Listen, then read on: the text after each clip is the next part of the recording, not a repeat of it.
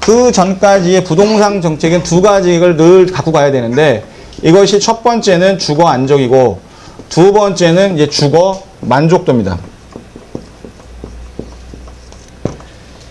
주거 안정과 주거 만족도를 모토로 해서 어떤 개발이든지 개발이 시행이 돼야 되는데, 이런 부분들이 정작 뉴타운을 다 건설을 해놓고 봐서 보니까 뉴타운의 취지는 원래 살던 원주민들이 주거 안정을 이루고 주거에 대한 만족도를 개선하기 위한 방법이었는데, 정작 재정착률은 약 22%, 이것도 최고치입니다.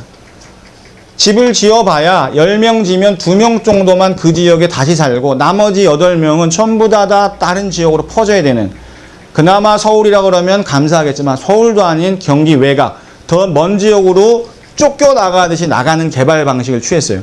그래서 그때는 몰랐습니다. 지나고 나니까 사는 사람들이 다 외지에서 온 사람들이에요. 이게 과연 주거 안정과 주거 만족도를 위한 개발 방식이었느냐, 이거에 대한 반성들이 많이 나오기 시작했습니다.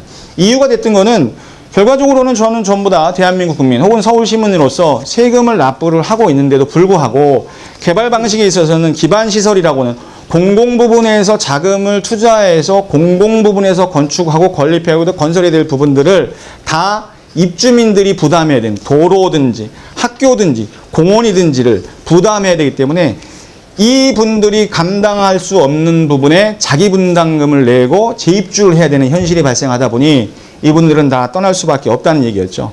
그렇다 그러면 그때 당시 이 사람들이 이걸 몰랐을까요? 그냥 알았습니다. 거기 들어가는 사람들도 이걸 다 알고 있었어요. 이게 지금 돈이 많이 부풀려져 있다.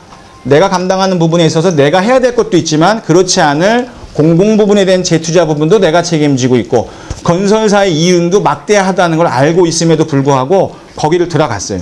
그때 이유는 딱 하나예요. 아까 얘기처럼 부동산이라는 건 투자 물건 중에서 최고였다. 그리고 부동산으로 투자를 했었을 때 비용은 들어가지만 이랬을 때 이윤 또한 컸다라는 거. 결국은 이건 투자 공식이었어요. 이걸 사면은 내가 남길 수 있다는 이 이윤이 있었기 때문에 초기 자금이 들어가고 비싸더라도 들어가서 살자.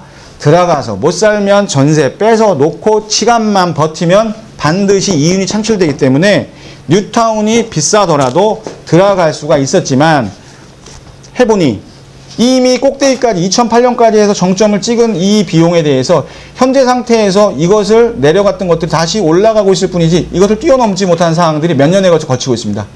그러다 보니 앞으로는 투자, 부동산에 대해서도 이윤을 남기기보다는 실제로 거주 목적을 갖고 사는 사람들이 많아지고 그 사람들을 위한 개발을 해야겠다는 쪽으로 박원순 씨도 앞으로도 개발 방식을 잡게 됐습니다. 이거를 이제 표를 통해서 보시면 자, 쭉 볼게요. 자, 앞으로의 방식과 예전 방식, 뉴타운을 개발하는 방식과 올드타운을 개발하는 방식을 보면 이제 방식이 조금씩 차이가 나는 것들을 좀 볼 수가 있습니다. 첫 번째 뉴타운과 올드타운에서 가장 큰 차이는 이제 방향성입니다. 뉴타운의 개발 방향성은 관주도였어요. 정부 주도, 서울시 주도의 관이 주도로 해서 무언가의 지구를 지정을 하고 일괄적으로 수용하거나 대규모 건설 조인을 해서 싹 다 밀어버리고 새로운 거를 공급하는 방식이었다 그러면 앞으로는 지역민들 자체적으로 개량 개선을 하는 민간 방식이 이제 더 커지고 있습니다. 이 대표적인 방식 중에 하나가 재건축 중에서 지금 가로주택 정비구역을 정하고 한다는 얘기죠. 가로주택 정비구역은 말 그대로 이런 도로를 사이에 두고 있는 이런 부지들이 합쳐져서 니들이 원하는 목적대로 개발을 한다는 취지예요. 그러면 기존에 있던 도로는 그대로 사용을 하니까 도로에 대한 비용 나갈 필요 없이 기존에 학교가 있었다 그러면 학교를 사용하게 되니까 새로운 학교를 쓸 이유가 없고 공원이 부족하다 그러면 정부에서 공급하는 형태로 진행을 할 테니 과거와는 다른 니들 니즈에 맞춰서 개량 개선해서 이 지역에서 계속 살아라라는 형태로 지금 올타운이 개발이 되고 있고 가장 서울의 뜨거운 지역이 지금 중랑구의 면목동 지역이 가장 가로주택 정비구에서 지금 조합 인가가 제일 먼저 떨어졌는데 계속해서 늘어날 겁니다.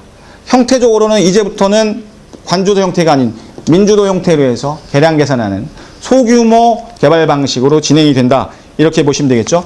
이때는 일괄에서 전체를 관통을 했고 신축 지향이었다 그러면 이제는 소규모 형태로 진행이 되고 각기 개별적으로 개량하고 개선하는 형태로 진행이 되는 쪽이 앞으로 개발 방식의 가장 큰 방향이다.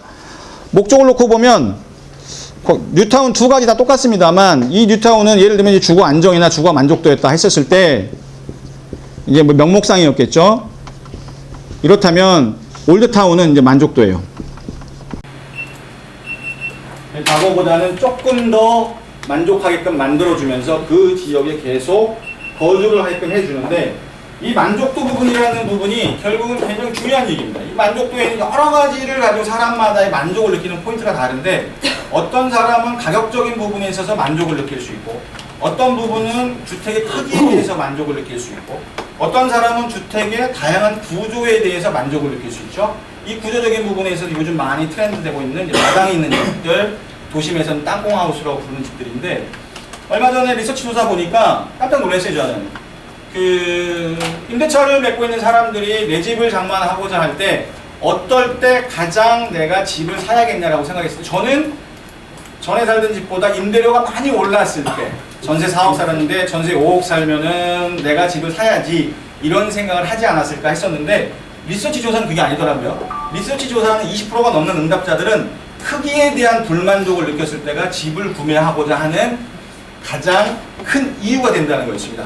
둘이 살다가 셋이 되니까, 셋이 살다가 넷이 되니까, 과거의 짐보다 짐이 늘어나고 요즘 집이 작다고 느껴지면은 아, 집 사야지, 집을 옮겨야지 라고 생각을 하는 게 리서치 조사였고, 두 번째가 17%가 나오는 것들이 결과적으로 이제 전세, 월세를 사는데 집주인이 과도하게 임대료 상승을 요구할 때 이와 같은 이제 만족감을 위한 이주를 생각한다. 이런 이제 리서치 조사가 나왔습니다. 자, 이 뉴타운의 장점은 일괄적으로 하고 때려부시고 신축으로 짓다 보니까 이게 쾌적해요. 단지 조성도 잘 돼 있고 내가 나가서 혹은 우리 아이들이 나가서 바로 옆으로 가면 차도를 건너지 않고도 인도를 통해서 학교를 갈 수 있는 엄마들 입장에서 너무 만족스럽죠. 하지만 이 올드타운은 저렴함을 무기로 합니다. 아무래도 끼리끼리 모여서 기존에 있는 시설을 사용하게 되니까 기존의 주택들이 4억, 5억에 공급이 됐다 그러면 이 주택들은 2억 5천, 3억 정도로 약 절반 정도에 있어서 공급되어 있는 주택에 있어서 저렴함을 느끼면서 편안하게 거주할 수 있는 장점이 있고 또 하나는 이 뉴타운 같은 경우는 이제 투자 가치로 보면 투자 가치는 높은 장점이 있었죠. 하지만 이 올드타운은 이미 이런 식의 인프라 구성이 되어 있고 명문 학교라든지 편리한 공원들이 있다면 그런 식의 조성된 생활 인프라를 막바로 사용할 수 있는 단지 조성됐지만 가보시면 이 집 영종도에 있는 영종도도 마찬가지, 청라도 마찬가지지만 처음 들어갈 때 저희가 전체가 동일하게 들어가지는 않아요. 항상 보면 아파트 먼저 들어가 있고 그 뒤이어서 좀 될만 싶으면 이 앞에 상가가 조성이 된다든지 해서 병원이 하나씩 둘씩 들어오고 소문이 나면 그제서야 들어오다 보니 영종도 같은 경우도 외딴 섬인데다가 더섬이라고 얘기하지 않습니까? 아무것도 없는 사람만 모여 살 뿐이지 기반시설이 갖추지 않지만 이런 식으로 올드타운 개발 방식에 있어서는 저렴하면서도 구축된 생활 인프라를 막바로 사용할 수 있는 장점이 있기 때문에 앞으로도 이쪽 방향으로 조금 더 진행이 되지 않을까 싶습니다. 이 뉴타운의 단점은 그러면 큰 거는 결국은 돈이죠.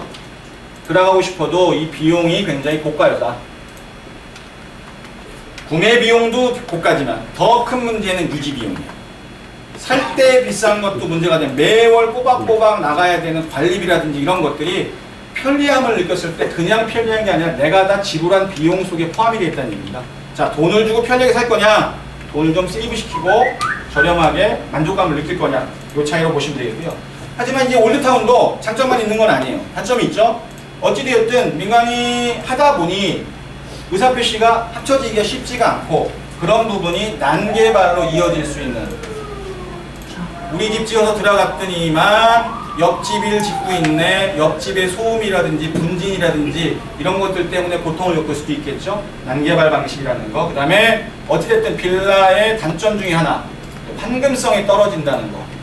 투자 가치 없는 거는 알고 계십니다. 투자로보다는 실거주 목적으로 많이 하시고 투자 가치에서는 도심 방향 일부를 제외하면 투자 가치는 적지만 어쨌든 가장 크게 저어되는 부분들은 이 황금성이 떨어지는 부분에 대해서 빌라를 구매하시면서 걱정을 하시는 분들도 제법 계십니다. 중요한 건 뉴타운은 예를 들면 아파트였어요. 얘가 아니라 이건 거의 전체를 관통했습니다. 아파트밖에 없었다는 얘기예요. 근데 지금의 올드타운 개발 방식에 있어서는 다양합니다. 이 아파트도 있어요. 아파트도 종류가 나눠집니다.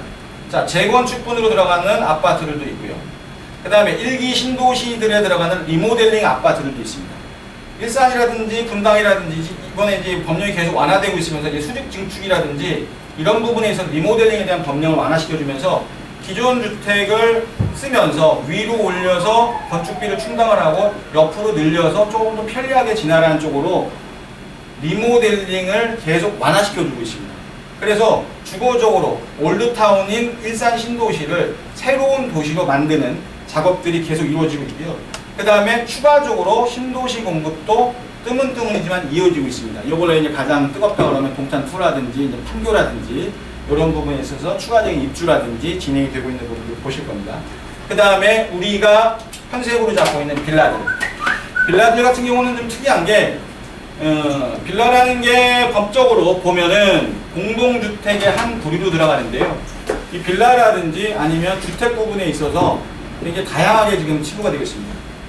이게 빌라 같은 경우는 주택을 통칭해서 보면 시외 쪽으로 빠지면은 전원주택일 수도 있고 전원형 빌라의 형태로 나올 수도 있고, 그 다음에 도심 안으로 들어가게 되면은 이것들이 땅콩하우스라든지 아니면 이제 모듈주택이라든지, 땅콩주택들 같은 건 아실 겁니다. 요즘 많이 나오죠. 이런 삼각형 모양의 땅에다가도 집을 지어서 좁은 땅이지만 2층, 3층으로 올리면서 마당을 조금 쓰고 편안하게 1층에 들어가서 거실이 응급실 있고 2층에는 부부 침실 있고 3층에는 아이들 방이 주는 쪽으로 해서 짜투리 땅이지만 조금 더 시세 반영했을 때 약 절반 정도의 땅값과 건축비를 가지고 편안하게 거주하는 쪽으로 나와 있고, 모듈 주택은 컨테이너 박스를 생각하시면 되겠죠. 이미 공장에서 집을 찍어서 나옵니다. 일본에서 지금 많이 형성되어 있고 일본에 이런 메이저 업체들이 많이 있는데, 도심 안에서도 지금 대학생들에 대한 기숙사, 사회 초년생들에 대한 주택을 공급하면서 땅이 있었을 때 공급의 시차를 줄이기 위해서 거기를 수용하고 뭐 하기보다 있는 땅이라고 그러면 공장에 찍어서 그냥 차곡차곡 쌓아 올려서 거주를 하게끔 하고, 추후에 변동사항이 생기면 바로 해체해서 다른 용도로 쓰자는 쪽으로 모듈 주택도 굉장히 많아지고 있고, 저는 개인적으로 도심으로 보면 이제 한옥주택 관심 있게 많이 보고 있습니다. 이제 얼마 전에도 이제 서촌에 관련된 것들이 계속 지금 부각되고 있고, 종로 같은 경우는 낙원상가 뒤편에도 그 한옥을 보존하고 한옥을 개발하고 하는 부분들이 투자 가치 혹은 관광 상품 여러 가지가 섞여 있는 부분으로 굉장히 각광을 많이 받고 있고, 또 하나의 형태는 이제 고급 주택들. 지금 약 100억짜리 주택들이 100채를 공급하기 위해서 한남동에 있는 부지가 얼마 전에 대상그룹에 인수가 됐는데, 이와 같은 것들 100억짜리 주택을 100채를 공급하겠다는 얘기죠.